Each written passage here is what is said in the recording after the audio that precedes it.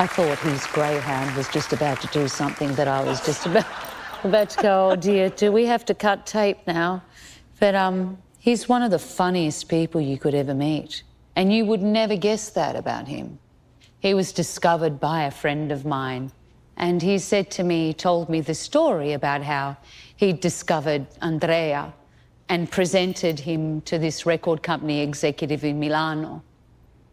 And the record executive said to him, what am I going to do with a blind man? And I just felt so sad because he's given us so much joy. I felt that was so unfair. He's a superstar. He's a great man.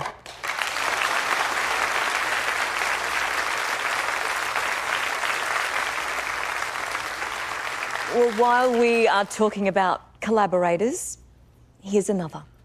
Oh, God. When I wrote The Flame for the Sydney Olympics, it was my secret dream that it would be sung by you. And it came true. Please welcome composer and conductor John Foreman.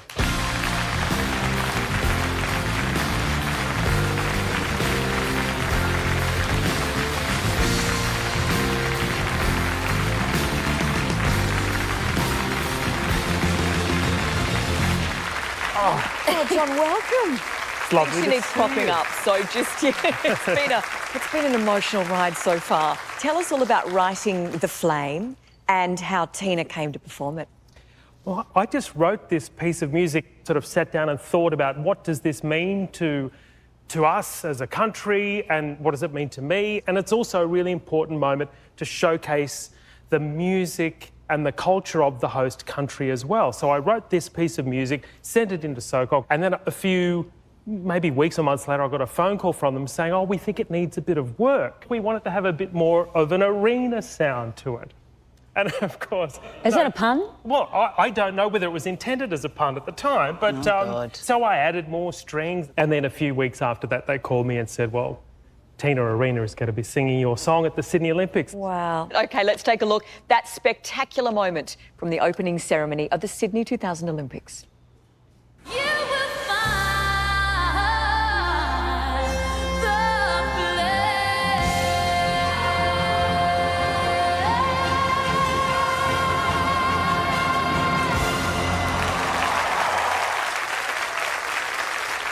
You've got the message of the song right from the very first take.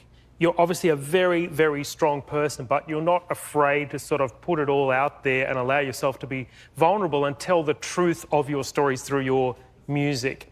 And, you know, hearing you sing about the beauty of the Sorrento Moon, I mean, people haven't really written a lot of songs about places in Australia. That's why I love that song so much. You know, it's a great celebration of a great part of Australia. So it's really the stories that come through when you sing. That's so beautiful. John Foreman, thank you very much for joining us. Big round of applause for John. Thank you for being here.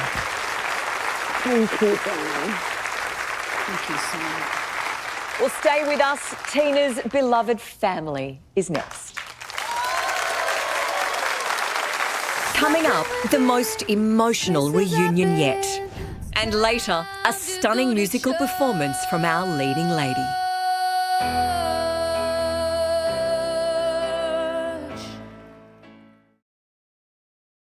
Tina Arena, and you've come so far from your humble origins in Melbourne's west. You were one of 3 children of Sicilian migrants. Dad was once a cane cutter in North Queensland, who then worked on the railways. Mum was a seamstress. It was a very Italian household. So to tell us all about those early days, here is your mum, Franca, your dad, Joe, and your sister, Nancy. Aww.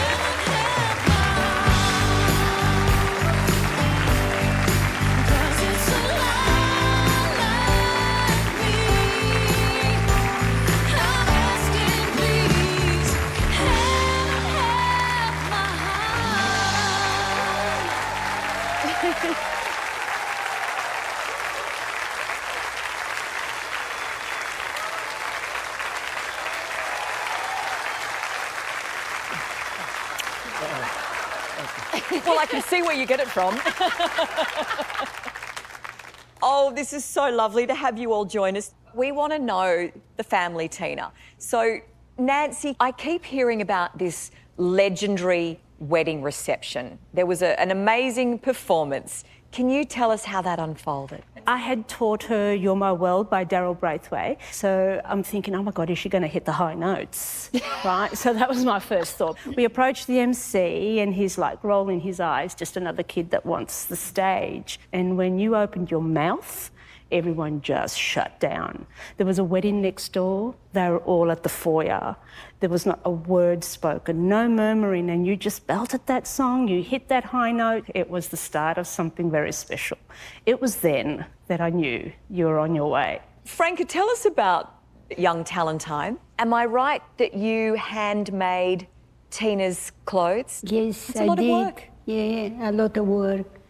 This is a really family commitment. Yeah, I done a lot. She deserves every penny. It is so lovely to see your family here together, although I know not everyone, because you do have another sister, is that right? Tell me about her. Well, Silvana is the youngest of the family.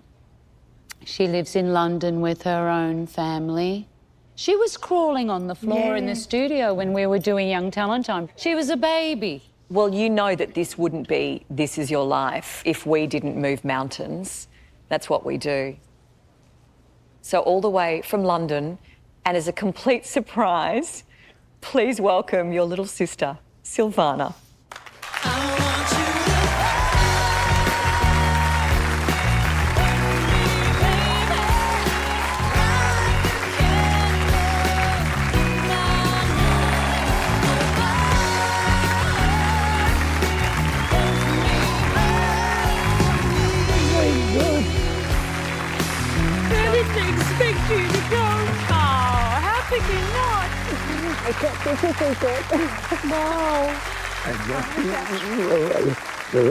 Thank you so much. Well, I know that there's a lot to catch up on, but Silvana, what was it growing up with a sister like Tina? Well, it was fun. There was Keep lots it clean. of... Yeah, I will, of course. Well, I was the youngest, so I got to... Exactly, I followed along. I think I was the lucky one, actually. Yeah, well, it sounds like Tina joined Young Talent Time, but so did the entire ARIA family. Well, I think we've always been quite solid and tight and always been there to support one another. It was team effort, and it really was. That's what made it work. We all went along for the journey, and boy, was it a journey. Oh, it was a great time. It was fun. Franca, Joe, is there anything that you'd like to say to her? Very proud. Very proud. Do whatever you always want to do, and God bless you, whatever you do, and whatever you got. Please, everyone, put your hands together for the ARIA family. Tina, you can take a breath in a moment because I've got a message from a famous expat, somebody who you have toured with across the country in recent years. Hi, Tina. Sending you so much love. I'm sorry I can't be there in person, but I'm so happy to be a part of celebrating you tonight. But to a little girl from the Central Coast with Italian heritage, you were such an inspiration to me, and you opened up a world of possibilities. So thank you for that. I remember coming to see you on stage in Evita with our dear friend Nick, and you just shone on stage, and we came back to see you. And the first thing you did was check in with me and make sure I was okay. Did I have the right support and team around me? You're a trailblazer for women in the music industry. We owe you a debt of gratitude. We love you so much. You're amazing. Mwah. It is time to meet our next guest, a very good friend of yours, who is also a hugely successful child of a migrant family. Tina, you have your dial permanently set to 11 and I love you for it. It is actor, comedian and writer, sometimes known as Effie. It's Mary Coustas.